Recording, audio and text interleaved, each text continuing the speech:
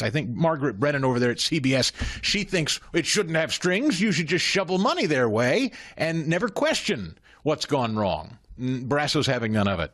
Watch. But what we're seeing is heartbreaking. It's horrible, affecting people, old and young, rich and poor. Everyone in the Wyoming National Guard is there on the scene, helping with manpower as well as equipment. When you see what's being shown on television, in addition to the tragedy on the ground, you're also seeing gross mismanagement in California by elected officials. And it's heartbreaking to hear the fire chief say that they've diverted all of this money away from the fire department to be used for social programs when they were already stretched too thin. So, yes, I expect there's going to be hearings. There's going to be requests of Congress. There can't be a blank check on this, however, because people want to make sure that as rebuilding occurs, as things go on in California, they have to be resilient so that these sorts of things can't happen again. And the policies of the liberal administration out there, I believe, have made these fires worse.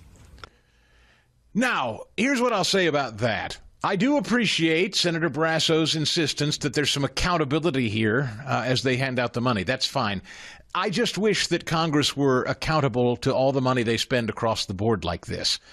I mean, when we talk about shoveling money at Ukraine, for instance, that always goes no strings attached, whatever it takes, as long as it takes. And whenever any of us have raised a hand, it's shut up, you're not a patriot. So what's bothersome and why this falls on deaf ears, and this is where you're going to find, if you don't know me, I'm going to be intellectually consistent and honest here. I don't like hearing Republicans saying, I can't believe L.A. is so incompetent. I can't believe it. We're going to give you money, but we want answers. Okay, I would love it if that was your operating standard every time you cut a check anywhere.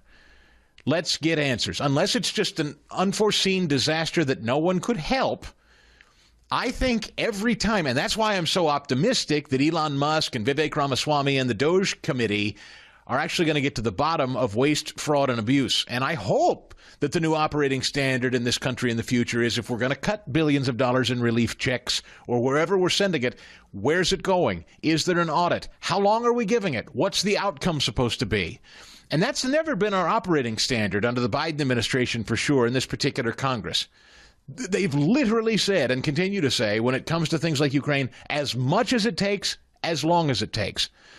So it's going to fall on deaf ears for a guy like me if they start nickel and diming, how much money we're going to be giving to FEMA and how much money we're going to be spending in Los Angeles. That, of course, I mean, FEMA.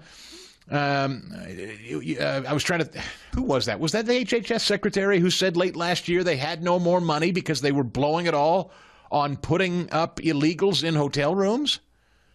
Again, your money and my money being blown on people breaking into the border and giving them free phones and housing and who knows, and travel and who knows whatever else, vouchers. And then when our fellow Americans are caught up in travesty and they need real assistance and real help, government officials say, well, hey, we're going to need more money from Congress. And then Congress says, well, we'll give you money, but we want to make sure that there's accountability here. Oh, please. It's very, very difficult for all of us to hear you talk about accountability when you talk about domestic spending on fellow Americans.